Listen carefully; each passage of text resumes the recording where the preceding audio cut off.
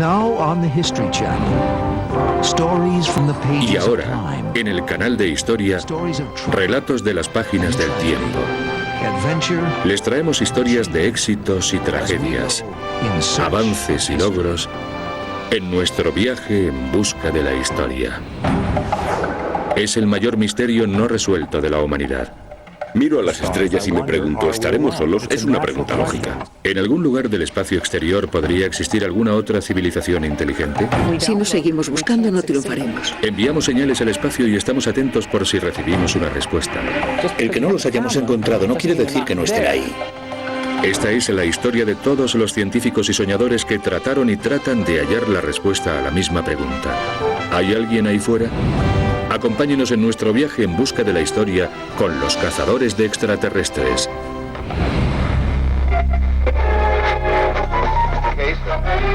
En la noche de víspera de Halloween de 1938, millones de personas de todo el país sintonizan la cadena CBS para escuchar un programa semanal de música.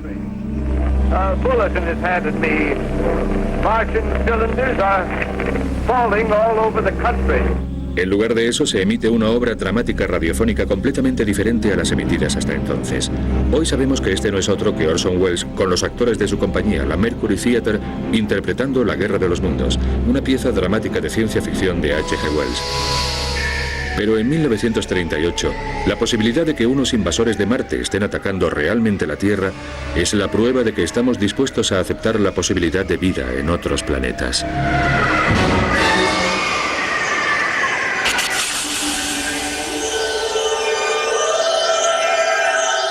Es algo que el ser humano anhela desde lo más profundo de su ser. Porque desde que la humanidad alzara la vista al cielo estrellado de la noche, no hemos hecho otra cosa que preguntarnos lo mismo. ¿Hay alguien ahí fuera? Es posible que el paisaje terrestre haya cambiado profundamente desde los albores de la humanidad. Sin embargo, algo ha permanecido inmutable. El cielo, las estrellas que vemos ahora son las mismas de antes. Y como hicieran nuestros antepasados más remotos y desde el principio de los tiempos, hemos tratado de ponerle un rostro sobrehumano al cosmos. Alguna vez nos hemos parado a observar el cielo y nos hemos preguntado lo mismo. ¿Habrá alguien ahí fuera que nos esté mirando desde arriba? En el antiguo Egipto es Ra, el dios Sol. Los antiguos griegos pueblan el cielo con centenares de dioses y diosas a quienes describen en su literatura como seres más allá de la tierra. Además les dan nombres y formas humanas a las constelaciones. Sagitario, el arquero. Orión, el cazador. Hércules, el héroe. Después está esa enorme bola blanca suspendida en el cielo que parece ejercer una enorme influencia sobre la Tierra. Afecta a las mareas, a la siembra e incluso a nuestras emociones. También a ella le atribuimos cualidades humanas. Es el hombre de la luna. Existen indicios de que desde hace ya 2000 años hemos tratado de comunicarnos con ellos. En las altiplanicies peruanas se han encontrado gigantescos dibujos en el suelo, algunos de más de 3,2 kilómetros de diámetro, solo observables desde el aire. Pero las líneas Nazca han sido creadas por un pueblo primitivo para quien la posibilidad de volar ni siquiera existe como idea. ¿Podría haber sido esto la primera pancarta de bienvenida de la Tierra a unos extraterrestres? En el siglo XVI la invención del telescopio cambia muchas cosas y nada. La realidad se confunde con el mito y la superstición, pero la incipiente ciencia de la astronomía solo hace aumentar nuestra convicción de que no estamos solos. A la cabeza de esta disciplina encontramos a Nicolás Copérnico, el astrónomo polaco. Copérnico en el siglo XVI fue quien situó al Sol en el centro en lugar de la Tierra. Esto reemplaza nuestra visión geocéntrica del mundo por una heliocéntrica. Lo que quiere decir, en cuanto al concepto de vida extraterrestre, que la Tierra es ahora un planeta como otro cualquiera y que los planetas se convierten en tierras potenciales. La pregunta que surge en este momento es, ¿cuánto se parecerán a la Tierra todos esos planetas? La literatura y la pintura son las primeras en intentar responder a esta pregunta. Estas son las obras más tempranas de lo que en su día llamaremos ciencia ficción. Mientras los soñadores interpretan el cosmos a través de su arte, los científicos exploran los cielos con lentes cada vez más potentes y cálculos más exactos. Para 1850 hemos descubierto 5 planetas, las manchas solares y un satélite de Marte. En 1877, el astrónomo italiano Giovanni Schiaparelli mira por su espejo y observa algo que asombrará e inspirará al mundo. Alegó haber visto unas líneas rectas que recorrían la superficie de Marte a las que llamó canali, es decir, canales. Esto dio mucho que pensar. Ya no solo que tal vez tuviéramos compañía ahí fuera, sino que podría hallarse bastante cerca de nosotros, a tan solo 56 millones de kilómetros de distancia en el planeta rojo. Sin embargo, la mera posibilidad es suficiente para encender la imaginación de los científicos y soñadores de todo el mundo. En 1865, el francés Julio Verne publica De la Tierra a la Luna, anunciando lo que sería una realidad un siglo más tarde. Los primitivos viajeros estelares de Verne son lanzados al espacio con un enorme cañón en la costa de Florida. A principios del siglo XX, H.G. Wells escribe su novela First Man in the Moon, que trata del encuentro de unos primitivos astronautas con una avanzada raza de criaturas parecidas a insectos. En 1902, el director de cine francés Georges Méliès inaugura el género cinematográfico de ciencia ficción con una película de 16 minutos llamada El viaje a la luna. Sus criaturas del espacio son humanoides con cabezas de pollo y pinzas de langostas. Mientras escritores y directores de cine imaginan la vida en otros planetas, un astrónomo en los Estados Unidos cree estar a punto de confirmarlo. Se llama Percival Lowell. Muchos astrónomos dudaron de sus descubrimientos porque no era astrónomo. En realidad había estudiado matemáticas. Seguramente pensaría, vosotros no habéis visto lo que yo he visto. Tengo las pruebas, venid y mirad por mi telescopio. Desde que era niño, a Percival Lowell le había fascinado la astronomía, pero siempre había sido un pasatiempo. Hacia 1893 lo encontramos convertido en un empresario próspero de Boston, Massachusetts. Entonces, Lowell lee un artículo sobre los canales marcianos de Schiaparelli y su vida cambia para siempre. Deja apartados sus negocios y se dedica por completo a la astronomía. Empieza a estudiar el planeta rojo. En 1895 publica sus primeros descubrimientos en Mars, un libro que se convertiría en un bestseller. Ciertamente, vemos indicios de la existencia de seres más avanzados que nosotros. Aunque estas observaciones sorprendan de entrada, en realidad no tienen nada de raro. En 1896, Lowell construye su propio observatorio en el lugar más elevado y oscuro al que puede llevar su telescopio de 66 centímetros, en Flagstaff, Arizona. Mientras los vaqueros recorren a caballo el lejano oeste, Percival Lowell está buscando vida en Marte. A finales del siglo XIX, Percival Lowell, el magnate convertido a astrónomo, adquiere fama nacional al realizar la sorprendente afirmación de que ha observado estructuras artificiales en el planeta Marte. No todo el mundo puede ver a simple vista estos intrincados rasgos, y para percibir los detalles más pequeños es necesario un ojo experto y agudo. Estos son los canales marcianos. Lowell especula que los canales fueron construidos por los marcianos para transportar agua desde los casquetes polares hasta el ecuador marciano. La teoría de que los canales los habían construido seres inteligentes no fue aceptada por la mayoría de los miembros de la comunidad científica. Durante muchos años se burlaron de él. Pero Lowell pasa miles de horas en su observatorio dibujando minuciosos bocetos de todo lo que ve por su telescopio. Después convierte los dibujos en mapas y a continuación en globos marcianos. Guardamos varias cosas en los archivos. Están todos sus papeles de trabajo y todos sus manuscritos. Los mapas, los globos, todo esto es un verdadero tesoro, al igual que este observatorio. Y creo que hay que tratarlo como tal. La época de Lowell sirve de estímulo a otros científicos y la investigación extraterrestre toma otro rumbo. Si nosotros podemos verlos, alegan los científicos, tal vez entonces ellos nos vean también. A finales del siglo XIX, el matemático Carl Friedrich Gauss propone plantar enormes franjas de trigo en la estepa siberiana en forma de un enorme triángulo recto. Esto sería un signo ineludible de vida inteligente en la Tierra si alguien lo observara desde el espacio exterior. El astrónomo austríaco Gilson von Dittrau sugirió un plan que consistía en excavar una red de canales de 1,5 kilómetros en el desierto del Sáhara y luego prenderles fuego para hacer señales a nuestros parientes marcianos.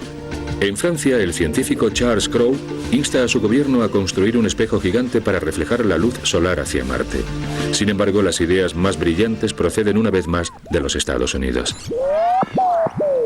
El descubrimiento reciente de las ondas de radio en 1887 estaba transformando todas las ramas de la ciencia. La idea de que algo o alguien pudiera recibir nuestros mensajes o enviarnos uno propio implicaba que ahora teníamos la posibilidad de comunicarnos con otros mundos. Este era el sueño de Nikola Tesla, un físico e ingeniero serbio afincado en los Estados Unidos. Hacia 1899 Tesla estaba realizando experimentos en Colorado Springs y fue durante esos experimentos que creyó haber detectado una señal. No publicó nada de esto hasta 1901 porque se dio cuenta de que desataría una polémica. Pero en 1901 publicó un pequeño artículo llamado Talking with the Planets, en el que predecía que este tema iba a ser uno de los tópicos de mayor interés del siglo XX. En 1901 Tesla escribe lo siguiente: Las señales que he venido observando podrían deberse a un control de inteligencia. Cada vez estoy más convencido de que he sido el primer ser humano en escuchar un mensaje de bienvenida de un planeta a otro. El anuncio de Tesla recibe mucha publicidad, pero en los círculos académicos la idea de comunicarse por radio con el espacio exterior es acogida casi unánimemente con escepticismo, incluso con sarcasmo. Harían falta 2 décadas más para que se volviera a retomar la idea de la comunicación interplanetaria, lo que sucedía gracias a otro pionero de la radio, Guglielmo Marconi.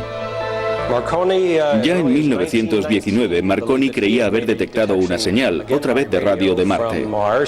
La noticia estuvo en las páginas del New York Times durante 1919 y la década de 1920. No tenemos ni la más mínima prueba de su origen. Son sonidos. Puede que señales, no lo sabemos. Al final, incluso Marconi perdió el interés y todos los puntos y rayas que había recibido el italiano siguieron siendo un misterio. Otros continuaron pensando que tal vez pudieran significar algo. Uno de estos hombres es el astrónomo David Todd.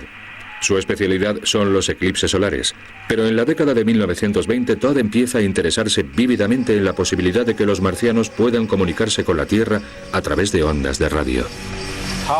Ya en 1909 a Todd se le ocurrió enviar un globo por encima de la atmósfera y utilizar un aparato de radio desde allí para detectar posibles señales de Marte.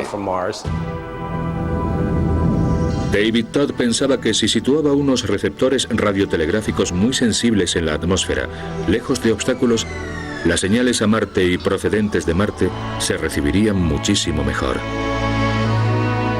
El 29 y 30 de agosto de 1924, Marte se encuentra en su punto más cercano a la Tierra, lo que según Todd proporciona las condiciones óptimas para la comunicación con el planeta rojo. Solicita al ejército estadounidense que cierre todas sus transmisiones de radio en la zona de Washington durante un corto espacio de tiempo. Por extraño que parezca, el ejército accede. El jefe de operaciones navales envía un despacho a las estaciones de radio bajo su mando, pidiéndoles que eviten cualquier comunicación innecesaria y se mantengan a la escucha por si se detecta cualquier señal extraña. Una vez que Todd enciende su aparato de radio, de hecho se reciben varias señales extrañas en varios lugares. Pero el fenómeno más extraño tiene lugar gracias al invento de otro científico que trabaja con Todd. C. Francis Jenkins había inventado una versión primitiva de una televisión, la llamada máquina de transmisión continua de fotomensajes de radio. Durante el experimento de Todd, Jenkins registra lo que se describe como una curiosa representación gráfica de un fenómeno de radio. Le salió una imagen de algo parecido a una cara, pero Jenkins era más conservador que Todd y dijo que no creía que se tratara de nada relacionado con Marte. Pero Todd, siempre queriendo ir más allá, en cierto modo al estilo de Lowell, dijo que tal vez sí procedieran de allí. Ahora tenemos información registrada que podemos estudiar. Y quién sabe, hasta que no la hayamos estudiado no sabremos de dónde proceden estas imágenes. Pero lo importante es que las tenemos. La representación gráfica tiene 9 metros de largo por 15,24 centímetros de ancho. Algunos ven el perfil de un hombre, Otros, la posibilidad de que se trate de un código marciano que los extraterrestres esperan que descifremos. A continuación entregan la mitad de la película a William Friedman, el jefe de criptografía del ejército de los Estados Unidos. Friedman se había hecho famoso por haber descifrado una serie de comunicados en clave de los alemanes durante la Primera Guerra Mundial. Pero si había algún mensaje oculto en esa señal, Friedman falleció antes de descifrarlo. Se halló la película entre sus documentos privados después de su muerte. El hombre que tantos códigos había descifrado aparentemente se vio superado por este.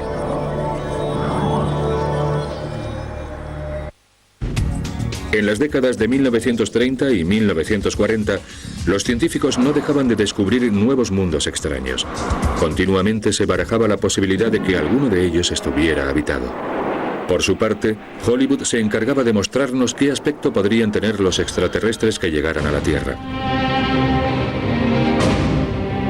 Su versión era bien distinta y nos presentaba a alienígenas que parecían asumir la personalidad de los tiempos.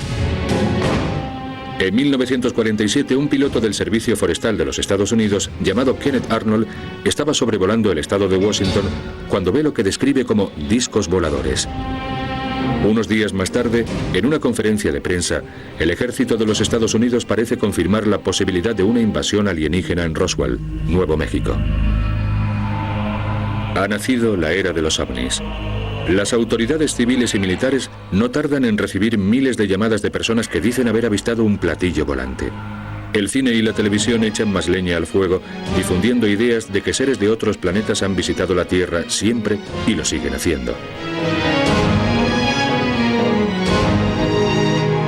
Se había declarado la Guerra Fría y la gente tenía miedo de cosas en el cielo porque después de todo podría tratarse de aviones soviéticos que vinieran a bombardearnos.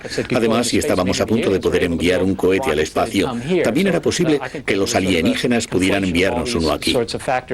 Y el público acabó interpretando lo que veía en el cielo como algo alienígena y probablemente hostil. Desde el principio, el ejército de los Estados Unidos participa de este fervor.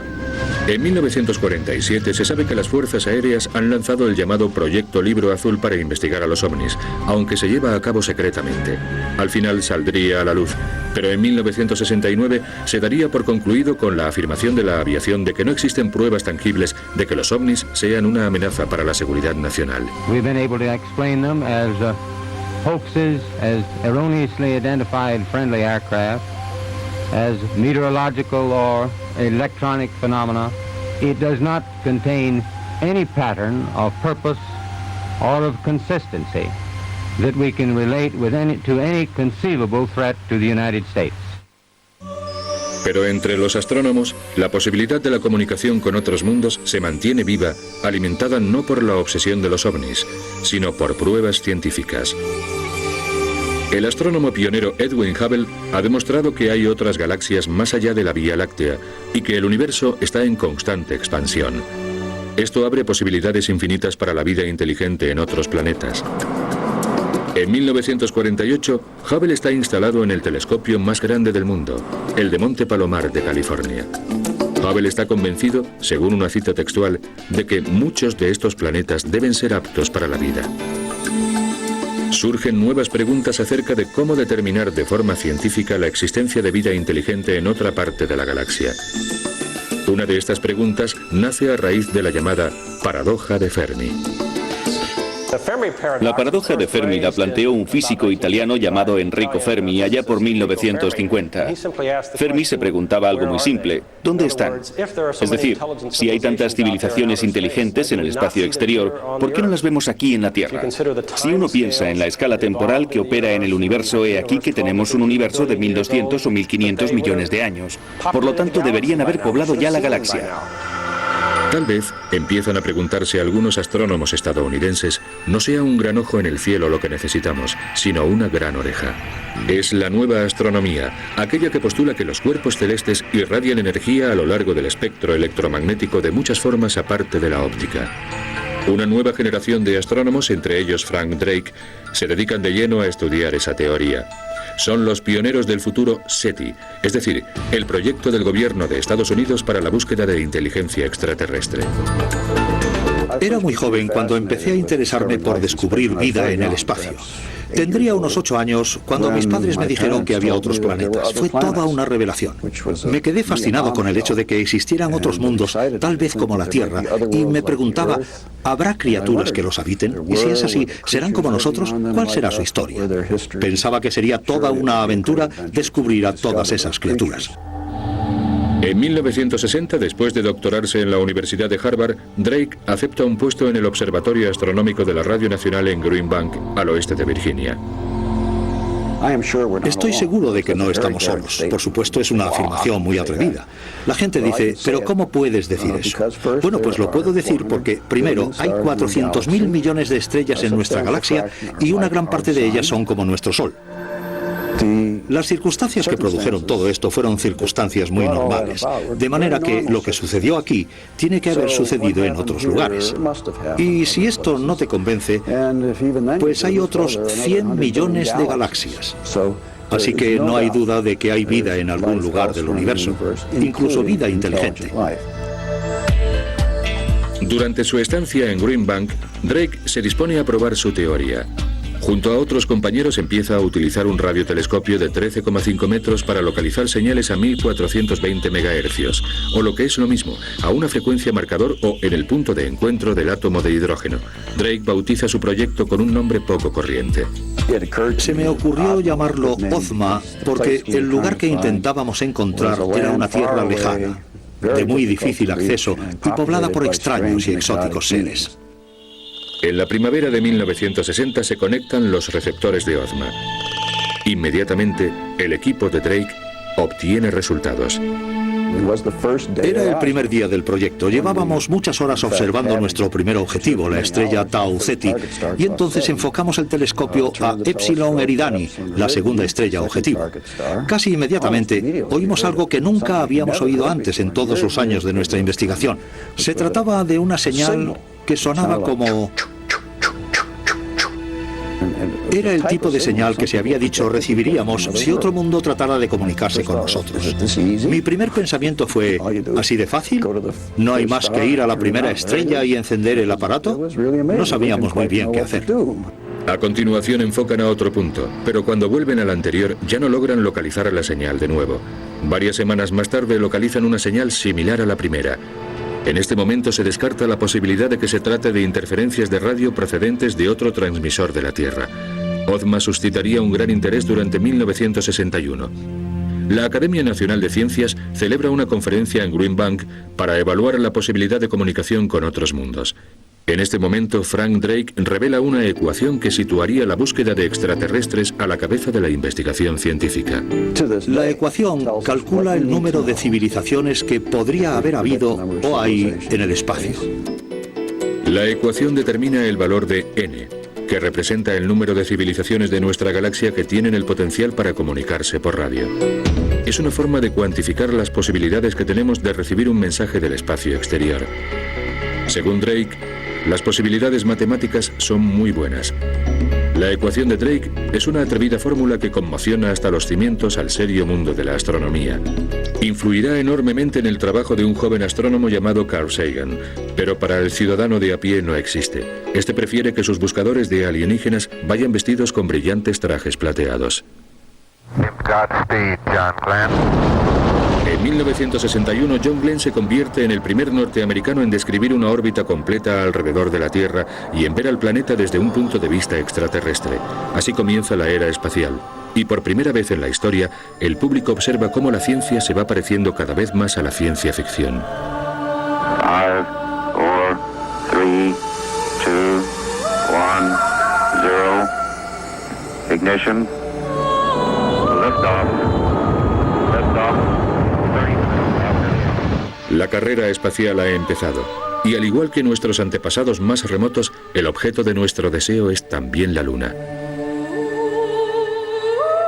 El 21 de julio de 1969 lo logramos. Go ahead, Mr. President. This is Houston out. Because of what you have done, the heavens have become a part of man's world. Pero Neil Armstrong, Buzz Aldrin y Michael Collins no están solos ahí arriba. Los investigadores de la vida extraterrestre habían lanzado al espacio una serie de sondas no tripuladas anteriormente. La misión era tomar fotografías y reunir información, aunque algunas contenían también un mensaje especial dirigido a los extraterrestres. Un mensaje no muy distinto al que podrían encerrar los dibujos de las altiplanicies peruanas. It is now okay to talk about intelligent life elsewhere, whereas a decade or two ago it wasn't okay. It was considered too speculative to be worth any investment of time. Nunca sabremos si el mensaje de Sagan fue recibido por alguien más allá de las estrellas.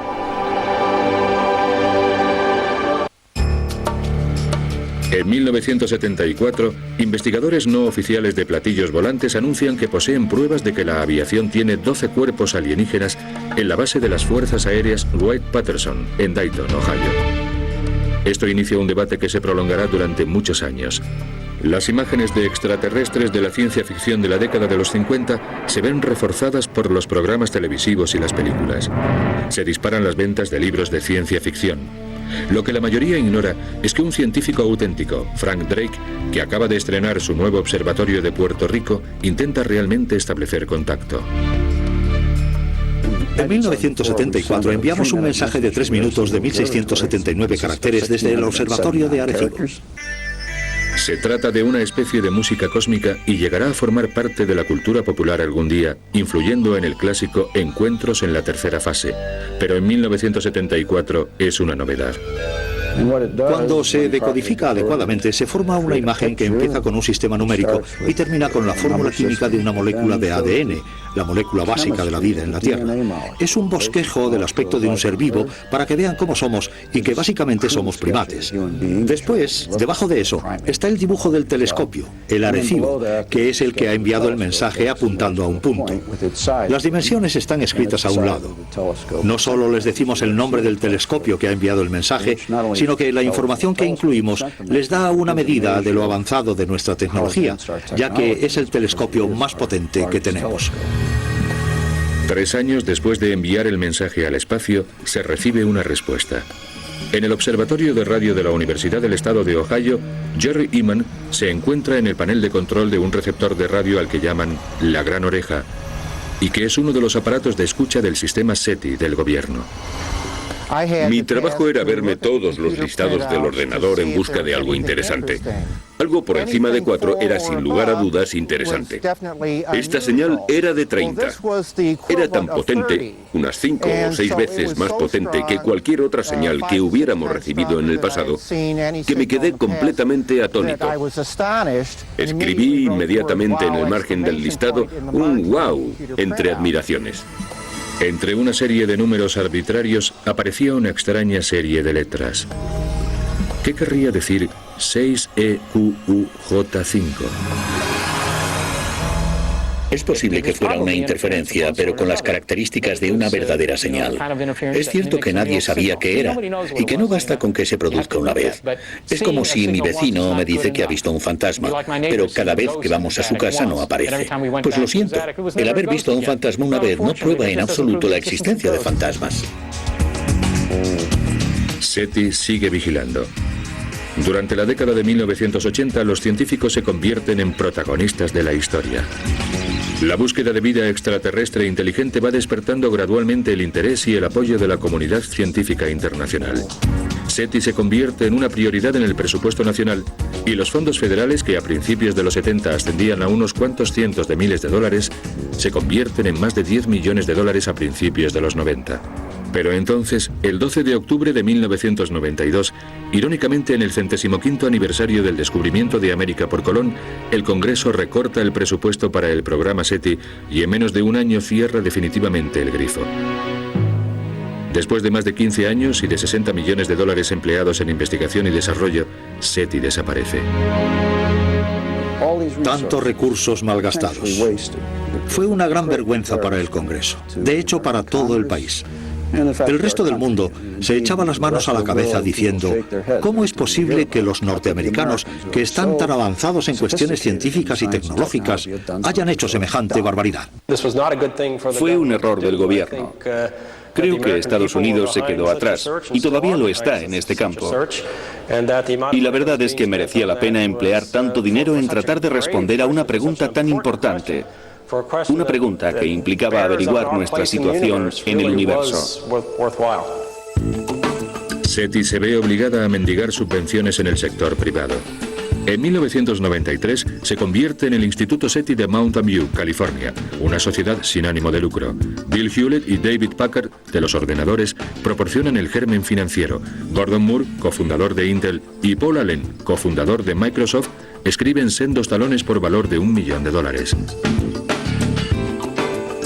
El instituto lanza el muy acertadamente llamado Proyecto Fénix, ya que sin duda SETI se había elevado de sus propias cenizas. Cuando tengamos la certeza de que compartimos el universo con otras criaturas inteligentes, cambiará profundamente nuestro punto de vista. Pero puede que esto no pase inmediatamente. Pero no cabe duda de que intentamos realizar nuestra búsqueda de inteligencia extraterrestre de una forma totalmente científica, como se haría cualquier otra investigación empírica. ¿Qué puesto ocupa la ciencia ficción en todo esto? Carl Sagan se inspira en la doctora Tartar para dar vida a la astrónoma de Contact, el libro que más adelante inspiraría una película protagonizada por Jodie Foster. En ella, unos astrónomos reciben y decodifican una señal de una inteligencia extraterrestre procedente de más allá de nuestra galaxia. Es posible que la realidad no se encuentre lejos del nuevo puesto de escucha de SETI, el antiguo cuartel general de Frank Drake, el radiotelescopio de Arecibo. Lo mejor de mi trabajo es cuando tengo que ir al observatorio. Arecibo es un observatorio muy especial y único en el mundo. El tamaño de las instalaciones hay que verlo para creerlo. No se puede apreciar realmente en los vídeos o desde lejos.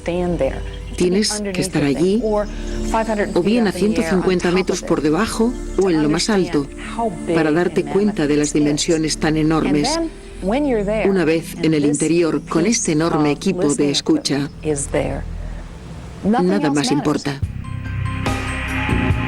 Los ordenadores de Arecibo escanean continuamente millones de frecuencias de radio en busca de esa peripatética señal que emane del espacio exterior. Tartar estaba en su terminal informática una noche de 1998 con otro astrónomo de SETI, Seth Shostak, cuando creyeron que lo habían encontrado.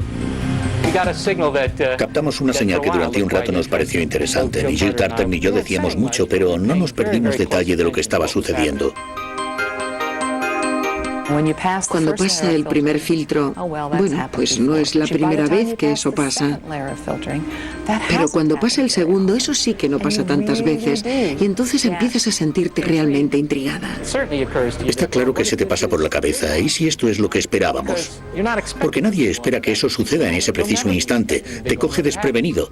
Y eso te hace pararte y pensar por un momento, ¿cómo voy a reaccionar a esto? Y si es esto, ¿qué voy a hacer después? Es un poco inquietante.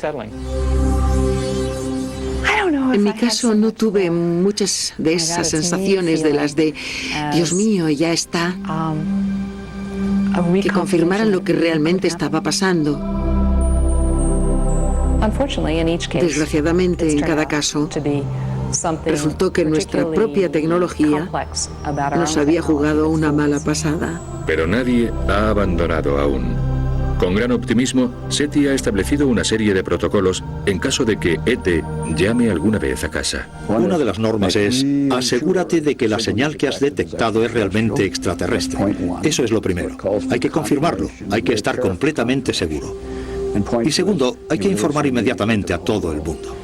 De hecho, la información sobre la existencia de una tecnología extraterrestre es patrimonio del mundo y no tenemos la intención de mantenerlo en secreto. Durante siglos, los astrónomos han enfocado sus telescopios hacia el cielo, preguntándose qué estaría pasando en todas esas estrellas y planetas lejanos. El universo es un lugar inmenso, no hay más que levantar la vista al cielo y ver todas esas galaxias para darse cuenta del lugar que ocupamos en el cosmos. Pero los telescopios de Tierra tienen sus limitaciones, por lo que desde 1964 y desde las primeras misiones del Mariner hemos tratado de acercarnos a ellos en lugar de quedarnos esperando a que sean ellos los que se aproximen. La primera parada, Marte.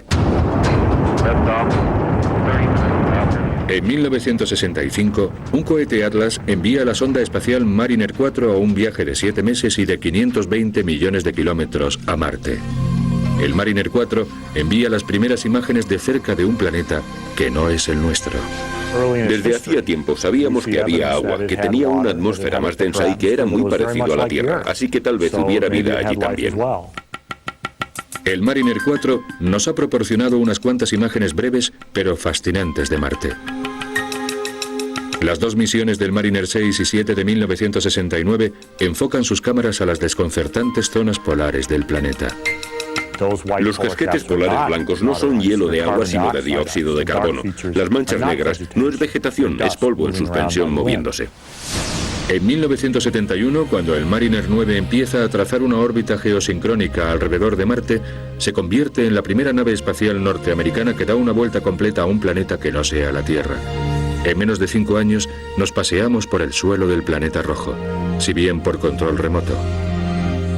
El asunto de si hay vida en Marte o en cualquier otro planeta de nuestro sistema solar o fuera de este afecta a nuestra posición en el universo. Una cosa es pensar en un universo donde somos los únicos, donde somos la única vida en el universo, y otro bien distinto es aquel donde hubiera vida. En 1976, el Viking 1 y 2 transmiten a la Tierra una serie de imágenes del enorme paisaje marciano.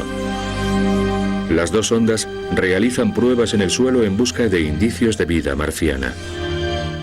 La información que nos transmitió el Viking despertó mi más vivo interés. Una nave que aterriza en Marte en busca de vida y no encuentra absolutamente nada. Todo el mundo está muerto, no hay nada allí. Y sin embargo se dan todos los elementos necesarios para la vida. Así que pensé, qué cosa más rara. Es como que todas las luces estuvieran encendidas pero no hubiera nadie en casa. Una vez más, esta prueba real de que existe vida fuera de la Tierra se ve eclipsada de alguna manera por el deseo del público de mezclar ciencia con ficción científica. El interés del público se centra en esto: una estructura aparentemente artificial en la superficie de Marte que guarda un asombroso parecido con un rostro humano. Nos gustaría pensar que se trata de algo más, y durante un tiempo lo creemos. Sin embargo, no son más que un montón de rocas fotografiadas al atardecer marciano. Mientras tanto, en la Tierra, se produce otro descubrimiento que sacude literalmente a la comunidad científica. En 1984, científicos del gobierno descubren en la Antártida un pequeño meteorito. Tiene forma de patata y procede de Marte. En 1995, cuando observan al microscopio al ALH 84001, se descubren restos de materia orgánica que podrían indicar la presencia de vida en el pasado. El equipo del Centro Espacial Johnson cree haber encontrado fósiles en este fragmento. No sabemos con seguridad si estos fósiles son de Marte, pero esta es una de las razones que nos hacen pensar que la vida pudo pasar de Marte a la Tierra o viceversa.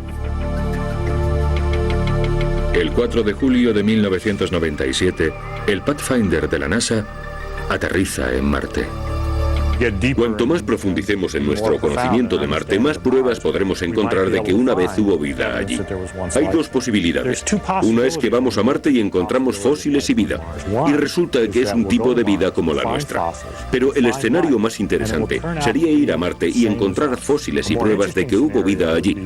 Encontrar bioquímica marciana en los restos marcianos, en sus materiales orgánicos, y que al compararlo con nosotros, resulte que estamos ante verdaderos alienígenas, que son un tipo de vida diferente. Sería el segundo génesis de la vida. En el fondo siempre he pensado que somos demasiado conservadores.